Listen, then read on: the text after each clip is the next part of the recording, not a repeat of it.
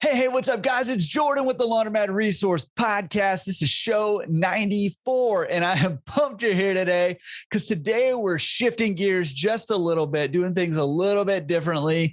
And before I introduce you to today's guest, I want to give you a little bit of background. So for me, as I have been growing as a business owner, my businesses have been growing: Laundromats, Diligence Capital Investments, Laundromat Resource. Obviously, as those have been growing, I've really been looking to bring somebody into my life that can help me navigate all of this and help me figure out how to take my all businesses to the next level. And I was introduced to today's guest, Jason Drees.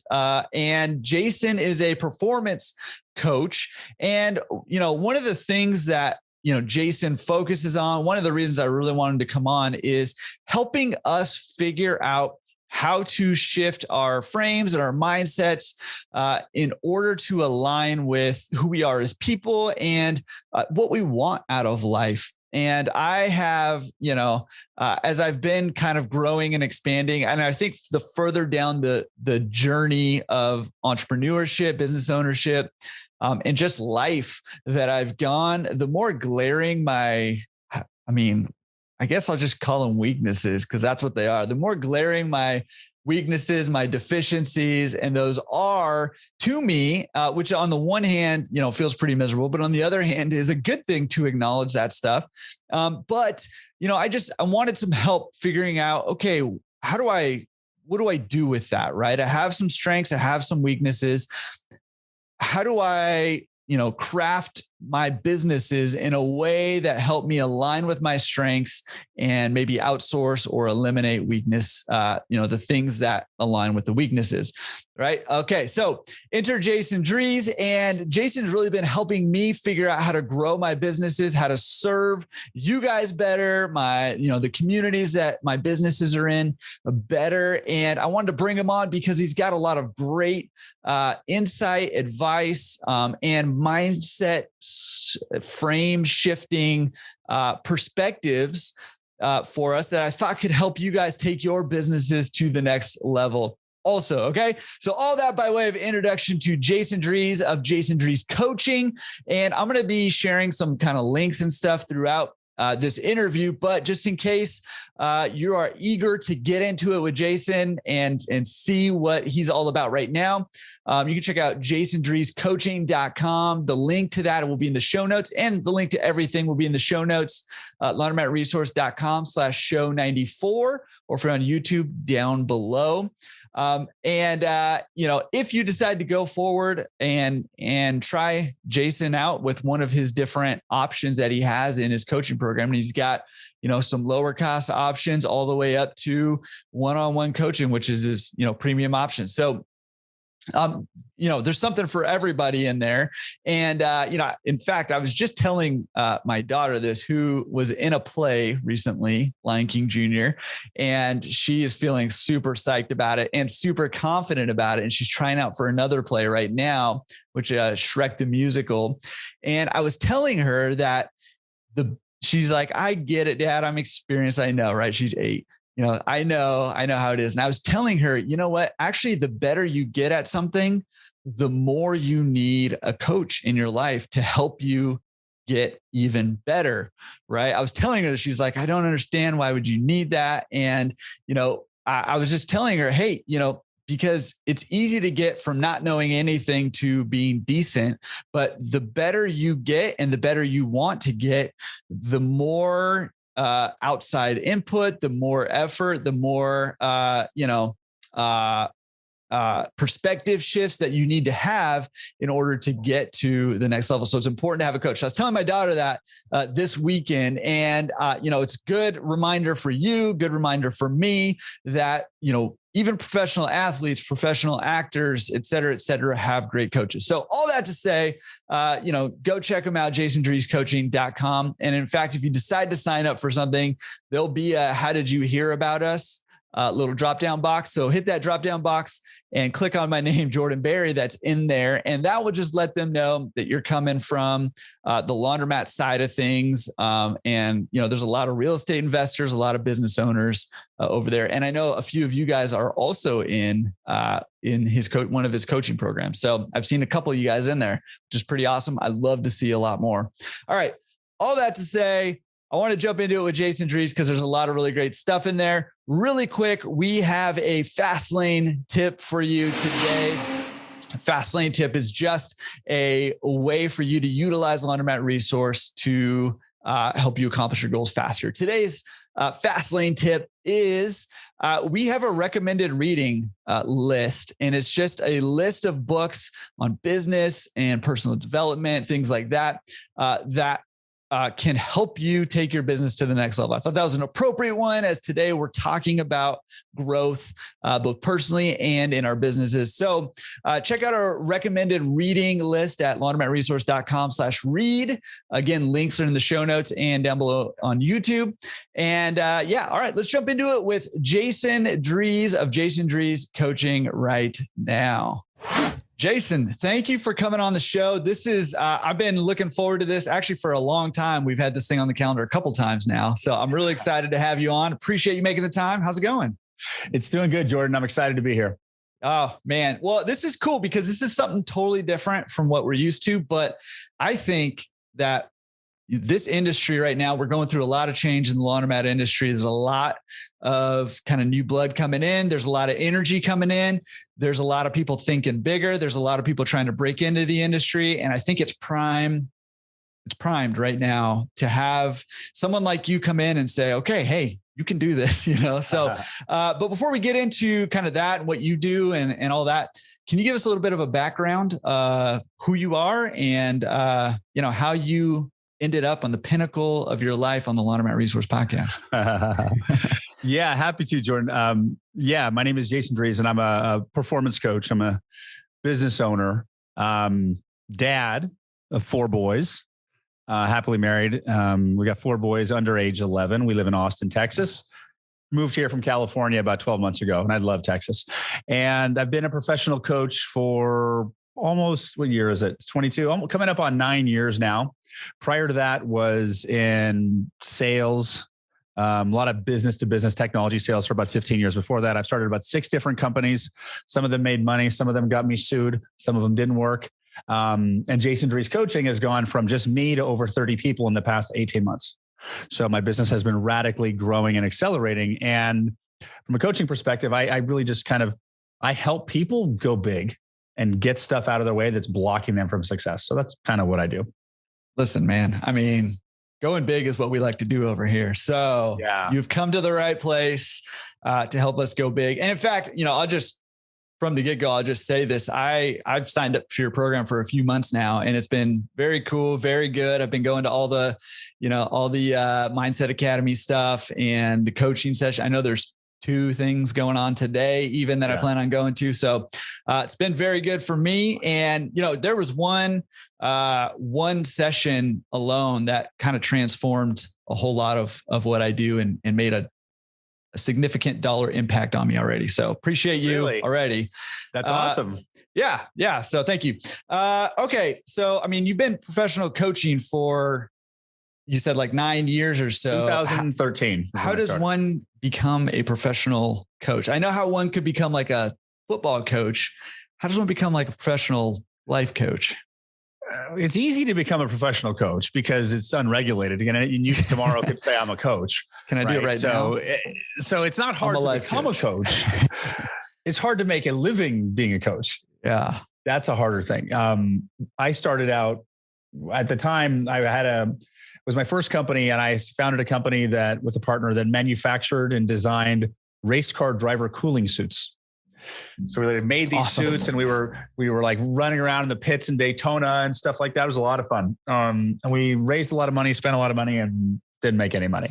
But that's kind of how it was back then. And along the way, I was kind of using some of Tony Robbins' content to kind of help with my mindset, because I had a lot of resistance. I had a lot of fears. I wanted to play bigger, but I felt like my emotions were in the way. And I went to a couple Tony Robbins events in 2012, and I literally like turned into coach. And my coach at the time asked me, have you ever thought about becoming a coach? And when he asked me that question in 2012, it was like I got struck by lightning. Like it was just like I knew in that moment I was going to become a coach. And like fast forward 10, 12 months later, I'm literally a full-time coach working for the Tony Robbins organization, and left the tech industry and was a little bit of trial by fire, but that was my path to get here. Yeah. Yeah. That's pretty wild. And it's pretty cool how, I mean, you never know the path that life takes you, right? And, going from, manufacturing cooling suits to being a professional life coach, making a living doing that is a pretty wild journey. It is a wild journey. Well, it's all part of the process, right? So my first company, I could have swore I was going to be this race car driving, globetrotting race car driver billionaire. But that didn't work, right? Because if that wouldn't have worked, I wouldn't have become who I am today. Yet. Let's not give up on the dream. Yet, right? Yet. But the interesting part is that company, we ran out of money. We did this deal with Momo, the Italian racing company that makes the wheels and the gear. Uh-huh. And they actually were taking over our IP and going to launch it and rebrand it. And we were supposed to make money and done, but they flopped and didn't follow through, and it just died. And then the primary investor got divorced, and the primary investor's wife is where all the money was. And they got in a battle and we got thrown under the bus, and then we're getting sued. And it was in like 2014, a couple of years after the business had closed, and we're in a lawsuit. And we're broke. Me and my partner are broke, and we're being sued by somebody who's very wealthy. So it's a very stressful time. And I was having like literally panic attacks when my attorney would email me. And in that moment, it was in dealing with my own management of the response to the stress of that situation in my life is where I discovered the foundation of what I do today. The foundation of what I do is a belief change, and the belief change process that you take ownership of. Now, in the Mindset Academy or coaching, you've heard it as a repeat after me, but it started out as a written statement. And that was a reaction to the lawsuit that was generated by my first company. So that's all the process to getting here. Yeah. Well, something that's interesting about process, right, is that process is not always pleasant. And the thing about process too is, I mean, listen, I've been not in that situation, obviously, but I've been in similar situations where it's just like, I've been dreading an email that comes in, or I see an email and I'll just like, okay, I can't deal with that right now. I'll deal with it later. Cause it's just too much, right? Too overwhelming and too stressful. And, when you're in the midst of all of that, it's difficult to see kind of the forest for the trees that are right in front of you. And the trees in front of you are not pretty trees, right? They're ugly trees that are closing in on you. And so it's tough to do that. So how, I mean, for you specifically, and maybe we can talk about more general too, but I mean, how did you pull yourself out of that? How do you recover from something like that? And, and eventually go on to find success where you should be finding success? It was really difficult. It was really difficult. There was one point where we were on food assistance from the state. Mm-hmm. I had two small kids at that time, two boys at the time, and I had my wife come home from the grocery store saying our debit card was declined buying groceries. And some woman behind us bought our groceries that week. And it was really challenging because I had this desire and excitement to become a coach, except the journey was not paying off and my income had dropped exponentially. And how did I manage that? Like, however I did, I've had some habits that probably weren't the best for my body at the time, but they were balancing mechanisms that they did, whether it was drinking or junk food or cigarettes or whatever, at the time I did what I did to get by. Mm-hmm. But at the foundation of all of that was really just a lack of acceptance of life being that way. Like I knew that more was possible. And I knew that I was destined for more. So I just never gave up. I wasn't going to quit. Like I couldn't. Plus I was a provider for my family. My wife was staying at home with two boys. Like I didn't have a choice. So I don't recommend my path to starting a business if you can, but that's the process that led to everything I am today, and the driving and pushing and the driving through resistance. And the challenge of really just never giving up gave me the determination to keep moving forward, but it didn't create the major successes. That just kept me moving. but it was really just being engaged fully in the game. Because a lot of times I'll talk to people who are concerned about getting in the game. They know they're possible for more. They know they can make more money. They want to make more money. But historically they've made money from a job. They've never run a business before. And you're like, well, what am I going to do? Am I going to go? Am I going to get in the game or not in the game? And the one thing I can say to everybody there is like, if you come from a family that wasn't entrepreneurs, like my family wasn't an entrepreneur. I'm the first entrepreneur in my family. Was like, nothing's going to happen until you get in the game. So if you want to play basketball and you're on the court on the sideline and you're watching the game and you can watch someone just get elbowed in the face under the basket, bam, get their nose broken. So you can sit there on the side of the court worrying about getting your nose broken playing basketball, or you can decide to get in the game. The thing that I did a long time ago was I decided that I'm not going to stop until I create success. I'm not going to stop. So I made the decision to get in the game. So, but until you make that decision, nothing happens. I love that. I mean, I love that because so I do, some consulting coaching, for in this industry for laundromat owners or people who are trying to get into the business. And I can't tell you, I've done hundreds of calls over the last few years, hundreds. Yeah. And I can't tell you how many times, and maybe some of you guys listening right now might wince a little bit because you might be one of these people who've either said it to me or just or in this situation, but I hear all the time, and just know you're not alone. Okay. But I hear all the time, I've been looking to get into laundromats for a year, for 5 years, for 20 years, for 40 years. I've literally had people tell me for 40 years, they've been thinking about buying a laundromat. And I say, why haven't you why haven't you decided to get in the game? Right. So I love that you said that. What can somebody who knows they can do better, who wants to do more, but who's just stopped by fear? Can we talk to that person for a second? Like, how do they overcome that fear to take that step to get in the game? Well, what I find is usually happening, whether you're a potential laundromat owner or an entrepreneur or a real estate investor or whatever that new venture is, usually I've found is that the person that's making that decision is trying to limit and negate all the risk. They're trying to strategically plan and guarantee success. And what happens a lot of times, what happens every time, is that you cannot guarantee success in a business. It's impossible.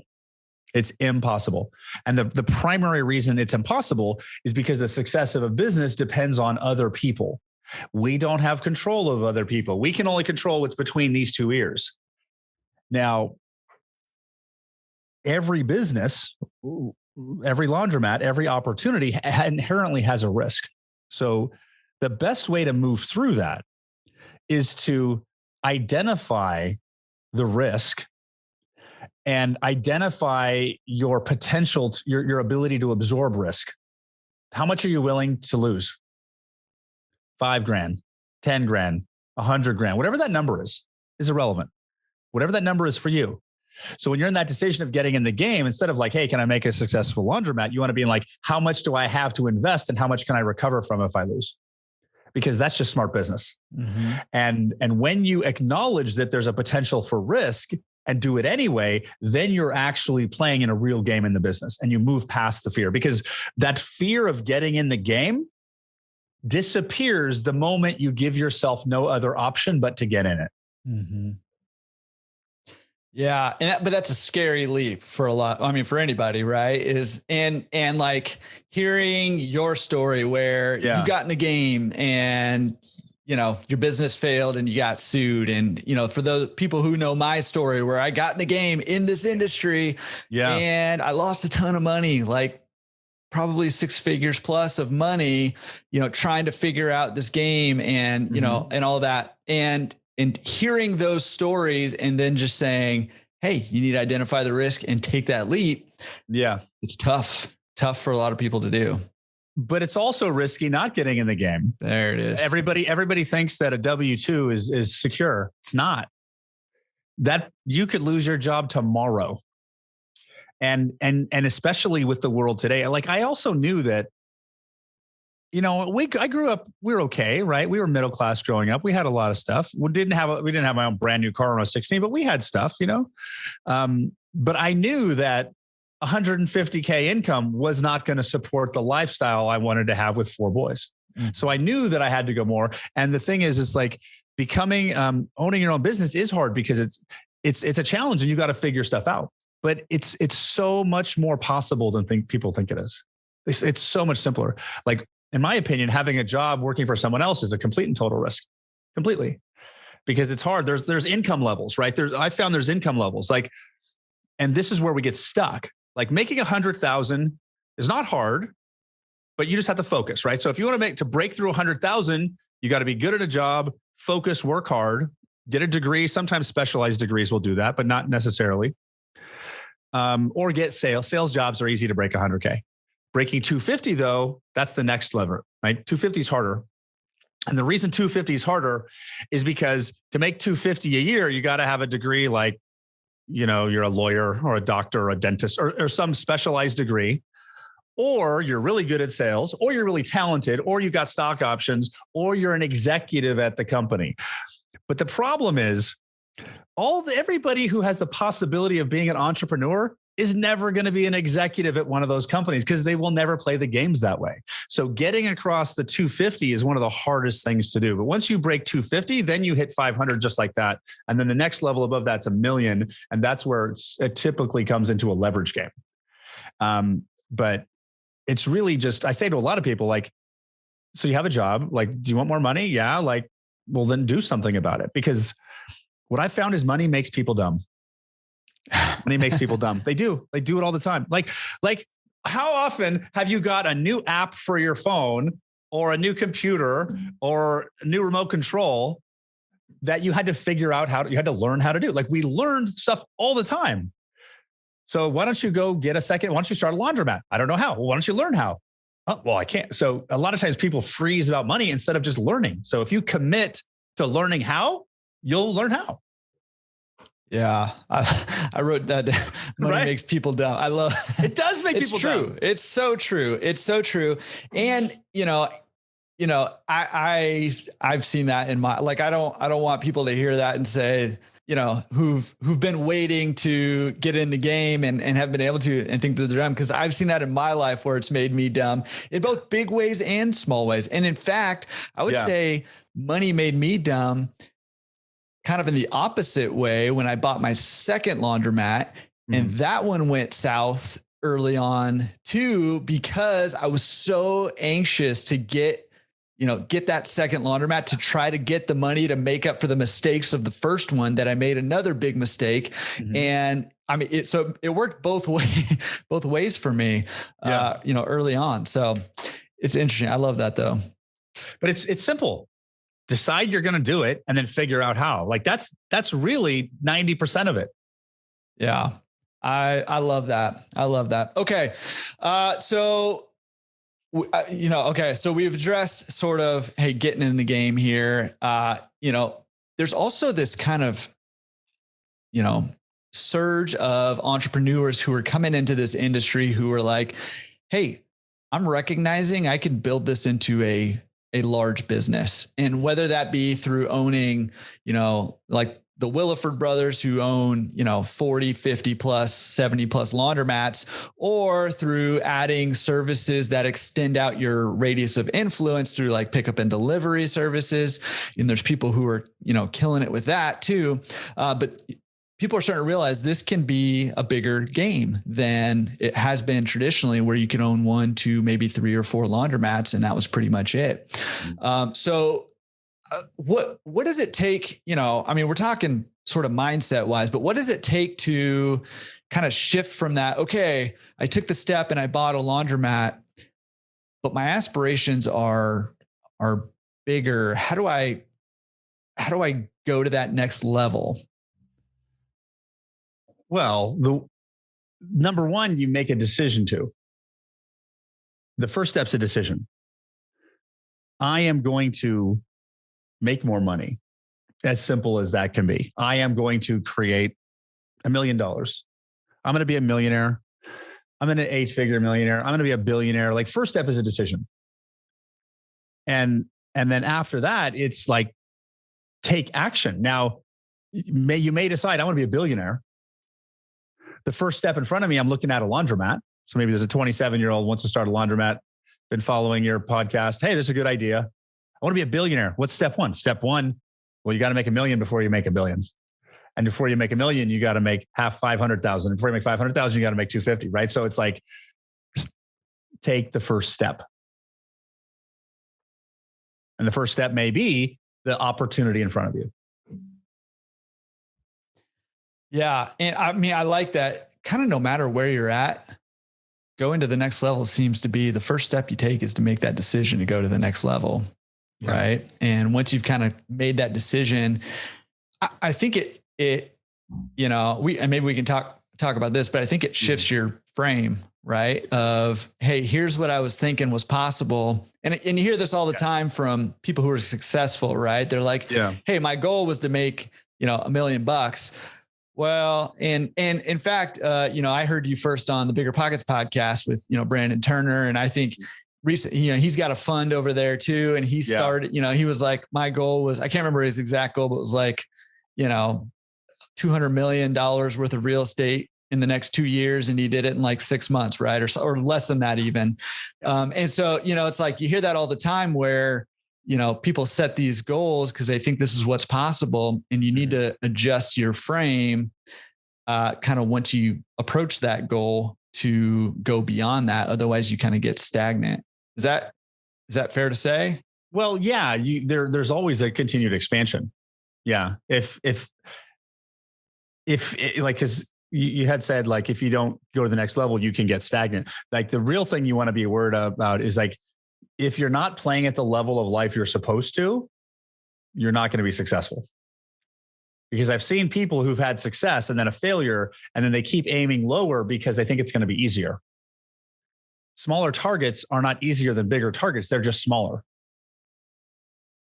Because from here you are today, if I want to do 100, this is the strategy and the trajectory to 100. And then I got to go straight ahead. I go 10 degrees to the right, that's 200. And I go 45 degrees to the right, that's 500.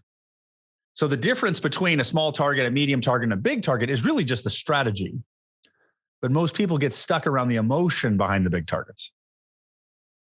Instead of just aiming at what they want, they aim at what seems easy. Oh, well, that's pushing me, because the higher the target you aim at, the more you personally are going to have to grow to get that target, because you need to become a more clearer, more powerful, more higher frequency version of yourself to get the elevated target. And when we start to face the stuff inside us that doesn't feel good, we go, oh, I don't want to go there. We tone back down instead of embracing the growth the bigger target is bringing. Yeah. So how do you know what level you're supposed to be playing this game at? Right. Well, that's a great question, right? I use 3 goal setting questions. The first goal setting question is, what do you want? So if you're setting your goals, you should use these 3 questions and do it in this order. The first question is, what do you want? And then write that down. And what happens though, when you ask yourself, what do you want? Your brain is going to give you an answer that's based on past reference. I did 100 last year. What do I want? Let's do 120. Then the second question you want to ask yourself is, what is possible? Well, I know this other guy did 100, then did 200, because when you ask yourself what is possible, you'll get an answer based on external reference. So then you'll say, okay, instead of 100, maybe I'll do 200. Then you ask the third question, what is impossible, but would be fun to do anyway? And when you ask that question, you actually get an internal answer. An answer that's based off of internal reference or instinct or gut. And you may say 750. Like, do I have any idea how to go from 100 to 750? I don't have a clue. But would it be fun to do anyway? Yes. Would I like to start walking down that path to figure out how? Yeah. And would it be okay? Would I be happy if I missed that target by 50% and got 350 this year? So when you aim at a better target, you get excitement, you get intuition, you get instinct, and you feel alive. And literally the more resources of life will pull into you to help you get to it, because that accelerated target is going to cause you to grow in the process. And that's why the rewards are so great. Yeah, that's awesome. I love those 3 questions. And, I've seen that in the Mindset Academy and have gone through that and I've thought through that in the various things that I'm doing, both in my laundromats that I'm doing here with Laundromat Resource, in the fund that I have, too. And in fact, I brought it up after the first time I heard it in one of the sessions, those 3 questions, I brought it up with my partners, with Diligence Capital Investments, the fund. And I said, hey, it's interesting because we're talking about, raising, I think we're talking about raising like 5 to 10 million to do some the laundromats. I said, what would it even look like if we raised 100, if somebody like plopped 100 million down in front of us and said, hey, have at it, like go do it. Right. And it was just an interesting exercise for us because it caused us to think differently and to open our minds to what's possible. Yeah. Just because it's not likely doesn't mean it's impossible. Yeah. I love that. And, and it's interesting too, because you still need to take the steps, right? So you can dream big like that. But you still got to, you've got to take the action, right? You've got to take the action still kind of along the way to get you to that point, but the action may be different depending on the goal that you're setting up. It may be, right? But the whole purpose of life is for the process. We had instant manifestation when we weren't in bodies and we got bored. So we came into a body, right? And then so it's about the process. So it's really about aligning yourself with a target that excites you and then following the process of life to get the target. Yeah. I love that. Life is about process. And that's so true. And I think that's something to kind of keep in mind in the good times and in the bad times. Right. And thinking through, as I've gone through, plenty of, both emotionally, relationally, financially difficult times, trying to think about, okay, this is just part of the process. It's not permanent. It's part of the process. But how can I sort of aim myself if I'm going to go through this, how can I sort of aim myself? So when it spits me out the other side, I've gone through this process. It's going to leave me in a place where I'm on a path I want to be on. Yeah. Yeah. That stage of the process under a microscope looks terrible, makes seem like everything is terrible, but at the macro level, it's just a phase. That challenge is preparing you for the future win. Yeah. Yeah, man. So much good stuff. Okay. So what's the, when we're talking, about some of this stuff, right? We're kind of, we're dancing around the idea of success, right? So how do we know sort of what success is? How do we achieve, sort of success? And we've talked about, hey, ask these 3 questions. What do you want? What's possible? What's impossible, but would be fun to do anyways, and making a decision. What is, how do we know what success looks like for us? And how do we, start on that path towards that? That's a great question, but that is different for everybody. Right. And this is where you really want to check in with what you actually know and not what you think, because the model of success we all think we should have is lots of money, a beautiful partner, 6-pack abs, a Ferrari, and a jet. Like that's what we're conditioned to believe we need. But most of us don't even actually want any of that stuff. So it's a really interesting time we're in right now, because I find across the board that everybody's waking up out of their conditioning. And when you start to follow what you want and what's exciting, or what your guidance system, which I call your guidance system, and not following what you think or you're socially conditioned, because your brain is a computer that's going to spit out anything based on everything that came prior to now. But that doesn't mean it's aligned with anything that can happen next. That's where the mind gets kind of limited by saying, because that didn't happen before, so it can't happen in the future. So most people get stuck in these limited perspectives of thinking based on their mind and their past references. So it's really, what do you know you should do? Or what do you know is possible for you? And that's really where success should be. Because for me, my version of success is like, am I having fun and am I doing it my way? Because the way I conduct myself in business and my company is not the way everyone else says you do it. When I hire people, I try to give them more money than the position's worth. Why? Because it makes me feel good. And I'm like, and I try to fix all the problems of every company I've ever worked for. Why? Because I want to. That's what I want to do. And the more, and what I think I should do does creep in, and I catch myself. And then I come back to how do I want it? And the more I follow how I want to do it my own way, the more successful I am. Because you're not supposed to be like, this planet has 7.9 billion people on it. Do you think you're down here to be a copy of someone else or to be a unique expression of you? Like the more you follow your own path, the more successful you're going to be. And the more you follow your own path, the more you're going to be caused to grow. And the stuff that you want to do may be completely contradictory to what everyone else thinks is common sense. Like I'm a freaking life coach and I make a lot more than I did when I was a professional salesperson. But even though the average life coach in the US makes 35 grand a year, right? So, but that's my path. What's your path, right? Yeah. Well, I mean, I think that's great. And I love, obviously it's an individual thing. And obviously, I couldn't agree more that we are sort of on our unique paths and we all have our unique, wants, desires, what we want life to look like and possibilities even. So, I mean, I think that's great. You said something that was interesting to me and it's a little bit down a little bit of a rabbit hole, but you said you think that people are waking up to sort of their conditioning right now. Can you talk about that just for a second? Well, I find that more, and there's a lot of conditioning going on in the world right now, right? Through external sources and media. Mm-hmm. And so we're at a very transformative time in the world. And the clients I talk to consistently, it's the struggle that they're having in their head is like, this is what I want to do, but this is what I think I should do. And it's the conditioning of our past, of our environment, of our upbringing, our education, our family, the area we grew up in. That's all part of our conditioning because in the next moment, anything can happen. But, the majority of the population doesn't operate that way.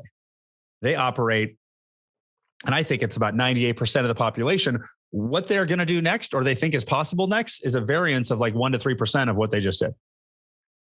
So your brain and your past references and your social conditioning and even your past patterns of success, like your old success formulas, those are all the limitations of your future. Because anything can happen next. So are you operating in a mindset where anything can happen next? Or are you operating in a mindset, well, it doesn't work for me because in my family, we've never good at that, right? So it's like, what do you really think is possible for you? And are you following that or is your mind shutting you down because of fear or doubt? Yeah. I think that's really interesting. And there's the reason it kind of jumped out at me is because I do see a lot of kind of conditioning happening in a lot of different, like from, news media outlet stories that are being portrayed and how they're being portrayed, but also to like, business gurus on YouTube and I mean, just all kinds of different places, right? Where we're sort of being conditioned to what success looks like. And we're seeing some of the fallout from that too, where, the whole Instagram culture where we're posting our best moments and it's creating these feelings of failure or of inadequacy or whatever in a lot of people. I mean, we're seeing it all over the place, right? So it's just kind of interesting that you brought that up. It's really a time for discernment, right? It's really because who knows what news channel is true or what story we're getting is true these days with all of the stuff going on. Mm-hmm. And I also believe that truth is relative to perspective, right? Because if you had a cylinder, right? If you look at a cylinder from one direction, it looks round. Mm-hmm. If you look at it from one direction, it looks square, mm-hmm. right? And they're both right. So truth is based on perspective. And what I tell people is like, what is your way? What is your perspective? Like, what is your truth? Like when I watch news or read information, I'm like, is that true to me? Do I believe that? Yes or no? So I kind of use my internal compass of what I believe. And when you start to follow that path of your way and what you want to do and the way you like it, you'll start to get life giving you more and more clues and hints about what's possible and where you can go. And as you start to follow that more and more, when you follow your own unique path in life, you will have success. You will have financial abundance. You will have connection. You'll have community. Because as everyone grows and expand, their impact is going to get bigger. And as you grow and expand and your impact gets bigger, you have to become the person that's okay being visible. Like I have to do this all the time. Like it happens every 90 days. It's like, oh my God, do I want my name out there? Like I'm on a personal growth company. Like you should listen to me. So I'm literally on a microscope, on a magnifying glass, a microscope to everyone out there my whole life. Is that easy? No, it's hard. But along the way, I was like, the work I do changes people's lives. There's some people that laugh at it because they don't get it or they think it's funny. Am I willing to get laughed at by a few to help more? I'm like, yeah, that's my role. Right. So, but it's all about the journey of growth and expansion. Yeah, that's interesting. And so, I mean, it's interesting you bring this up. So, I mean, can I just ask you some frank questions that I hear a lot about your line of work? Cause I mean, I think go for it. Right. Yeah. I think, that you're dead on the head where you're changing lives, you're helping people. I've already mentioned, just being in your program for a few months has already had a financial impact on me personally. And I know it has for a lot of other people too. Yeah. But, with that, you said, some people are going to laugh at it and all that stuff. So, one of the things that when you were saying, you're saying, hey, the term I hear for what you're talking about, and I hear you say it and I hear other people say it, but is alignment, right? Yeah. Can you talk about alignment and what that is? I think that brings up some baggage for some people, and some people are like, oh my goodness, like we're getting kind of woo woo, or whatever like that. But talk about what is alignment and how do we seek that out in our lives? Well, the simplest way to think about alignment is to explain alignment is to think about resistance, right? We are conditioned to believe that hard work creates success. But the fact is, hard work does not create success. If hard work created success, we'd all be billionaires. Hard work increases your chances of getting into alignment with success, because alignment with success is what creates success. But we're conditioned to push and grind and work and work. If it's not there, work harder. You should take cold showers. You should get a peer group.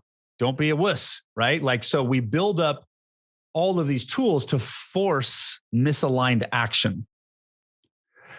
Misaligned action means you have resistance to doing the action. Alignment means you are aligned with taking the action. It feels good. You feel certain it's the right thing to do. You actually, and the peak of alignment, the pinnacle of alignment is actually naturally inspired action, where you're pulled toward the target, where you're excited to do it. Like that's versus the opposite, where you're dreading it every single day. But we're conditioned to think that you should push through. And what I've found in my life is that I grinded with the best of them. I worked for Tony Robbins. I was doing incantations for 40 minutes a day. And I was like, I ate dog food and all this other crap to force this action. And I kept getting average result, average result, average result, average result. And then in 2019, I hit a wall and I said, this isn't working. And I quit. And I'm just like, all right, I'm going back to sales. I'm not meant to be a coach. And then after I quit, all this business flowed in. And I'm like, wait a second, I've been grinding till my knuckles bleed and nothing happened. And I quit and it comes in. And that's when I started to realize that when you get your mindset and you in alignment with success, it starts to flow through you naturally, which is the naturally state of being, but it's contradictory to the mind-based world we've grew up in. But the world we're living in now is starting to change, right? It's not as much mind-based anymore. It's all shifting. It's more alignment-based. So when you align yourself with success, it happens much faster, because it's very common to think, I'm not successful yet because I haven't hit the target. You won't be successful until you are successful. So success is the starting point. Success, and the way you do that is like, I'm going to open a successful laundromat. How do I know that? Because I'm making a decision to, and I'm not going to stop until it's successful, period. That's how you start in success. And then you follow the action. Okay. I mean, this is great because, I mean, Okay, I'm going to make a comment on this and then we need to backpedal for a second. But this is great because I've seen this in my life, right? And I've done not all the things, because I need to go back to one of those things here in a second. But I've done a lot of those same things, right? The cold showers, even sort of the, hey, if you're successful, you get up super early and you get all this stuff done early. And I struggled with that for a long time because I'm like dragging myself out of bed. And now I kind of actually enjoy every now and then getting up super early. But man, I work better at night. Like I knew that about myself, but I was trying to change that because everybody else was like, hey, you got to get up early to be successful. Right. And so I'm like, okay, I'll do what I have to do and grind it out and all of that, to find, hit my goals. And, it's part of the process, right? Like all this stuff. And I did that and it did feel like resistance, to all of that. And it's when I kind of finally, was like, you know what? I just got to do it the way that I can do it because I'm not getting it done this way because there's so much resistance. You can only like will yourself to overcome it for so long before the drag just wears on you. Like your way is the best way. And if it seems counterintuitive, there's a reason why. And just because you don't understand the reason right now doesn't mean there isn't a reason. There's a reason why you're being pulled to do it that way. Now, it may be because you're pulled to try it that way and realize it doesn't work to do it this way, or you may be pulled to do it that way because your way is different than everybody else's. One thing that, and maybe I'm interested in your comments on this, if you agree with this or not, because I think one of the things is you can't know where your alignment is or where the resistance is until you start doing things. Right. And so, I'm not like sad that I did the get up early, like all of these other things. I'm not bummed that I did that. I don't think it was a waste of time or any of that stuff, even though some of that stuff didn't work for me. Some of it did, but I wouldn't have known what was going to be aligned with me or that was, going to cause resistance in my life until you start. It's like the whole, you can't steer a parked car analogy, right? Like you got to get moving, got to move in order to find that, what the path is, what the alignment is. Is that kind of right? That's a little bit of the old way of thinking though. Okay. Well, right? Because that's starting in action. That's starting in action, right? So you got action, you got mindset, action, mindset, frame. Mm-hmm. So the simple way to think about it, this is action. I use my hands. Mindset, I'm using my mind. Mm-hmm. I'm strategizing what I'm doing with my hands. Frame is all of you, right? It's your consciousness of you. So while we don't get feedback if we're not moving, right? So we may want to look at, you're not going to get feedback on how the car's steering until you're moving. You actually can start in a place of alignment from a frame level by moving into a place of certainty. Like, can I get a sense of the version of me that knows how to do this? Can I commit to following through to learn how to do this?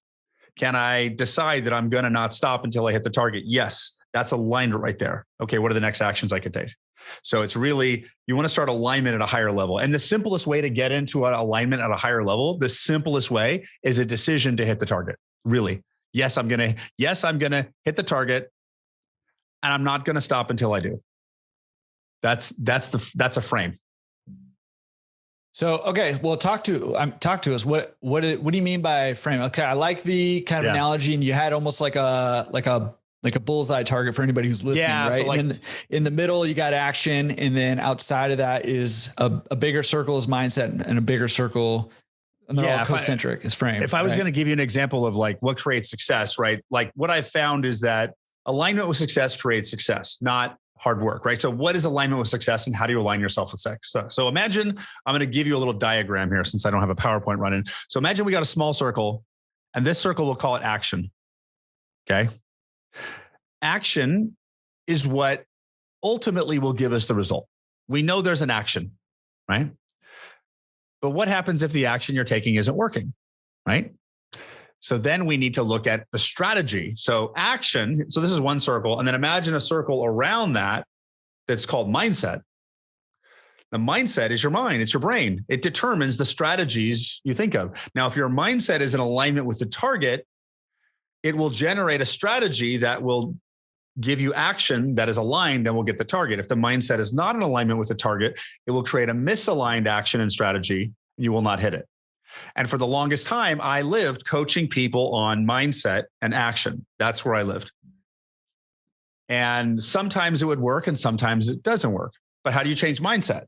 Oh, well, you change your beliefs. Okay, but there's so many beliefs around money. There's like beliefs about having money, about making money, beliefs about making money on a Tuesday, beliefs about making money. Like there's an infinite number of beliefs. And those are your perspectives that your mind has created over your lifetime.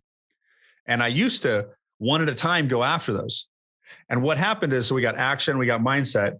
I discovered about a year and a half ago that there's another circle around this that I call frame.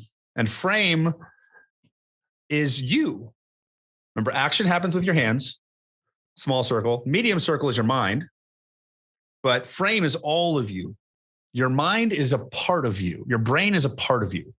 It's the energetic, vibratory frequency of you as a being, because your body is pure energy. It's made of atoms. It's pure energy. And what I've found is that the frequency of you as a being, your frame, determines how life responds to you. So, because we've all had times when life responds great and life doesn't respond at all. It responds to you based on your frame. The simplest way to think about your frame is your expectations. Now, one of the hardest things to do is have pure aligned expectations, because we can expect that we're going to be 80% successful, but then have 20% doubt. That is a misaligned frame. And what I've discovered how to do is to remove that 20% doubt very easily. So you're in 100% alignment. And then with the 100% aligned frame, you automatically generate an aligned mindset, because mindset is actually the byproduct of frame, which then generates the action. So instead of worrying about action and strategy and mindset, all you have to do is align your frame and everything else follows automatically. What I like about that, and I want to ask you some more questions about that, but what I like about that is that it cuts out some of the hard lessons if you can get that right in that order, right? If you can adjust your frame in a way that's going to create the mindset, that's going to create the actions that will produce the outcome that you want, that's going to cut out a lot of the painful, expensive mistakes, or at least it would have, I feel like, for me, kind of going into my journey with laundromats. Yeah. I've had clients that have doubled, tripled, and grew their income by like 50x last year. Right. Absolutely. I don't want you to fail. If you can learn from my mistakes, absolutely. And the funny thing is, if you look at all of the coaching and all of the stuff in my new book that just came out, everything I put in that, it's basically me trying to understand what I just did. So I've figured out, I feel like I figured out how life works a little bit. So a little bit more than the people around me. So I'm sharing that with them. And the more that I talk about this, the more stuff comes out. So clearly I'm supposed to keep doing this. Yeah. Well, which is awesome, and that's part of the feedback loop too, right? You feel like your frame is aligned, it's giving you the good mindset. You're doing the actions that's building this, business. Yes. But it's producing the outcome of life change for other people, which gives you that good feedback. Like, hey, my frame is good. Let's keep doing more of it. Yeah. Okay. So let me go back to you mentioned, and we're going to talk about your book here in a second and all that, and your coaching program and all that stuff too. So hang tough if you're interested in that, which you should be.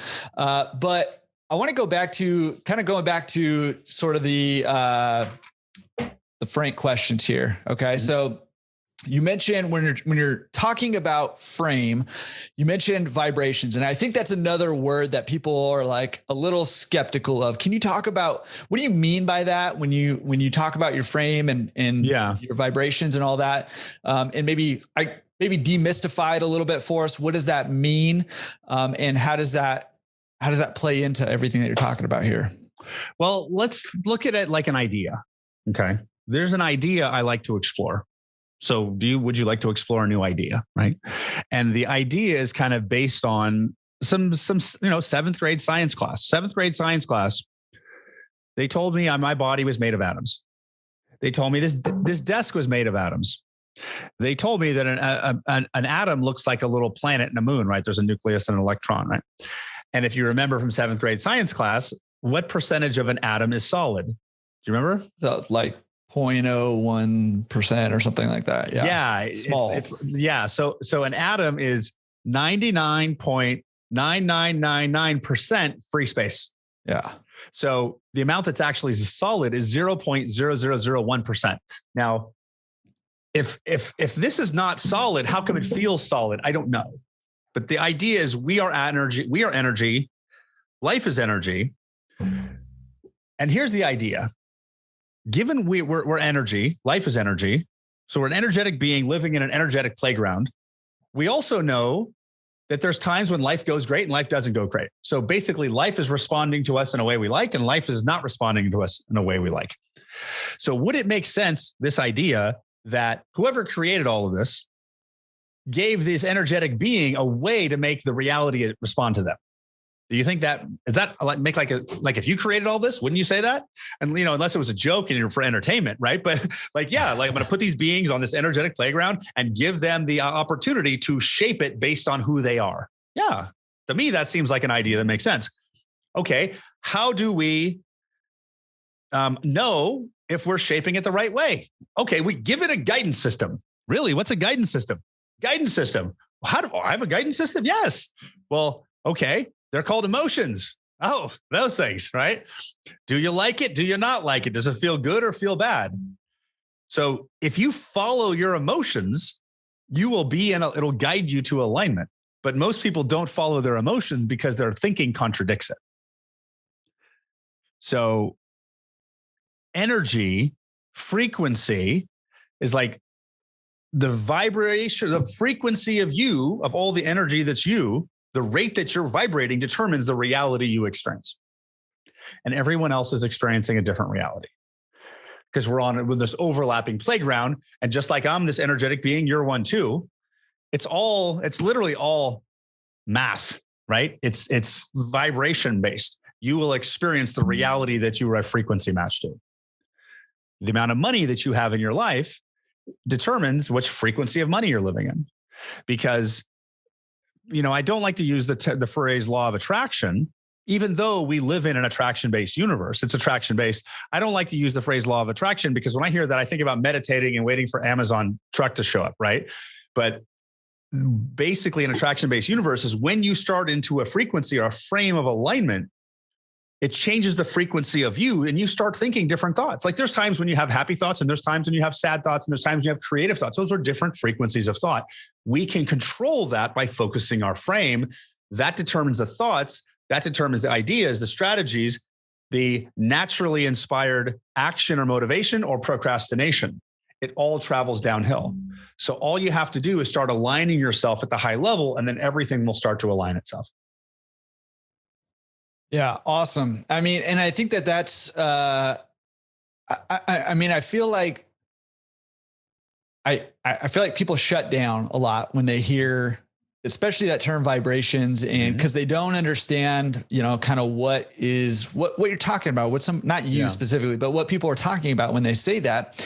And I think that, I love the emotions as your guidance, your guidance system and all of that. I mean, I think that it's amazing what happens when you kind of get yourself into alignment, the emotions that you feel and the way that you experience life. I mean, that's what I've seen is that, when I feel like my life is aligned with who I am, my vibrations, the way I experience life is dramatically different from, when I enter into, something that's not aligned with me and, going right back to that resistance and an overwhelming resistance sometimes. And I think we can all kind of identify with that feeling to at some level. So, yeah. And it's an idea. And really the question is, do you like to explore new ideas? I'd say test it out for you. If you're interested in what I'm saying, explore it more. If you're not interested in what I'm saying, then it's not for you. Like there's something else for you. If I hadn't proven it that it works so many times, I wouldn't believe it either. But I keep validating it over and over again with client after client after client, individually and groups of clients. So it's also only people who are at a certain level can hear this. Like, I love my mom, but she can't hear this conversation because I'm at a higher frequency than she is. So she can't hear this. So let's say I'm listening to this right now, this podcast episode, and I'm feeling resistance here, but I'm intrigued and I'm curious. What's my next step? How do I, maybe I am at a lower frequency, or I'm just not aligning with it, or I'm just skeptical. So what do I do? Well, that's a great question, right? So let's assume that you're interested, you want to learn more, but you maybe have some doubt. So maybe there's like 50 or 80% of you wants to believe it, but the other part doesn't. Then I would say you make a decision. Do you want to explore this further or not? If you want to explore this further, the simplest, most effective thing you can do is listen to this again. Because the conversation I'm having is at a higher frequency of ownership. So each time you listen to something that's higher frequency than you get pulled closer to that frequency. My gift in this lifetime, at least right now, is to be at a frequency that's usually a little bit higher than most people in regards to growth. That's my gift, is being able to hold a place of growth slightly above where you are so that you can move up to it. That's my gift. So if you're interested, listen to it again. The other thing you can do, my new book just came out called Do the Impossible. Immerse yourself in that. The more you immerse yourself around people that are a higher frequency or content that's a higher frequency, it will start to pull you up to that frequency. Well, like, look at the experience you've had in the Mindset Academy, right? That's like a frequency shift, isn't it? Absolutely. It sounds kind of silly, but it shifts it's the level above mindset that's shifting. Yeah, absolutely. You gotta, some people are watching this on YouTube here, so you got to copy that book right there so we can see it. I actually do. I just got it. I got it like on Sunday is the first time I've seen it. So I'm still digesting having a book in my hands that I wrote, which is a really surreal experience. But this book here is called Do the Impossible. This is like the foundation of what I do, of what I teach. My next book I'm working on right now is my financial mindset book. That's the next one.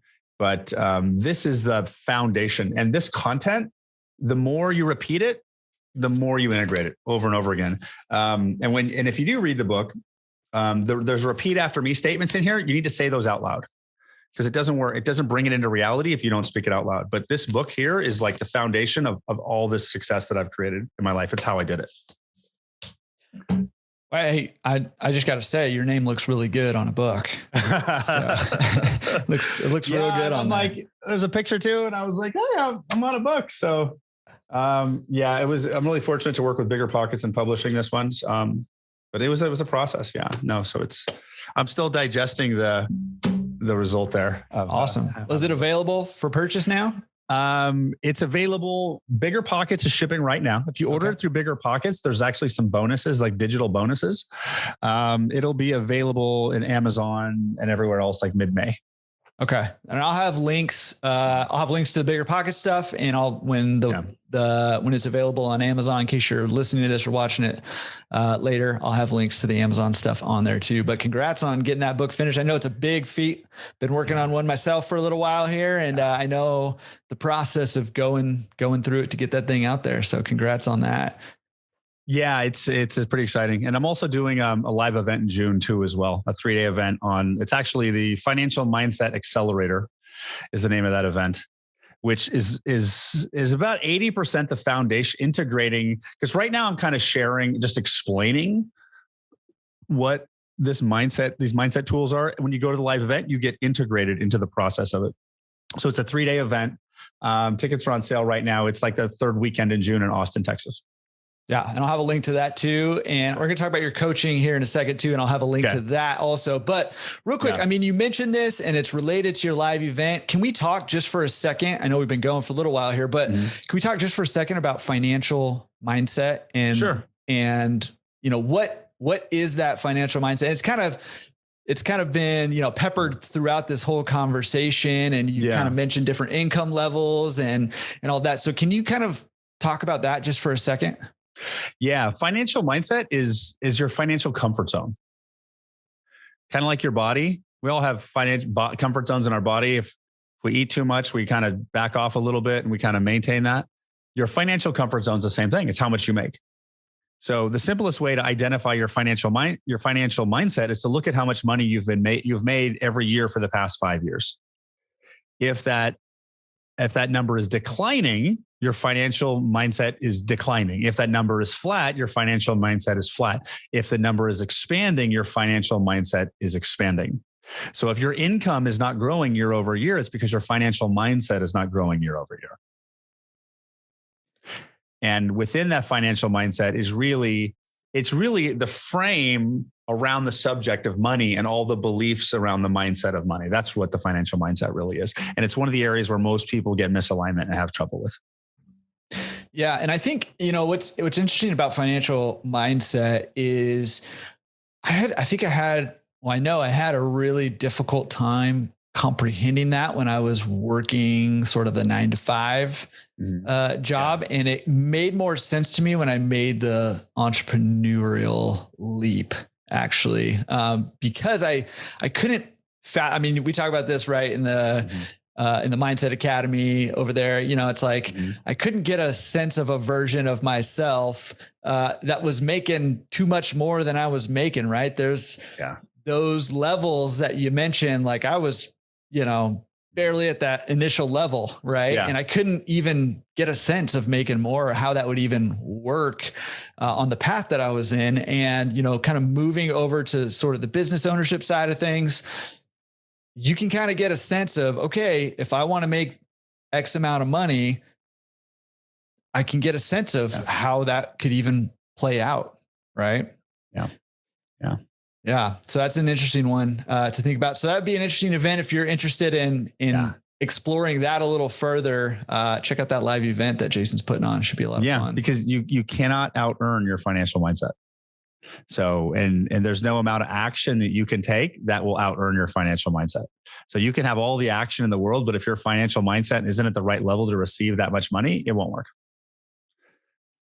And you saw that in your life, right? When you were saying, lots of times, there's stories in the book that talk about that too. So yeah. Yeah. And one of the ways I heard it put is like, it's like a thermostat, right? There may be a period of time where you go out and raise a bunch of money for a company and you're primed and ready to go to make your $1 billion, but your thermostat's not there. So you had all that money that was raised and was there, but you weren't there yet. So eventually it came back down to where you normally were. And sometimes maybe it goes the opposite way where you're earning less, but eventually that thermostat's going to kick in and you'll get back to where your level is. So if you can raise the level, then, when things fluctuate, you're going to return to the higher and higher temperatures, if you will. Absolutely. It's like those lotto winners that lose everything in 12 months later, right? It's a comfort zone.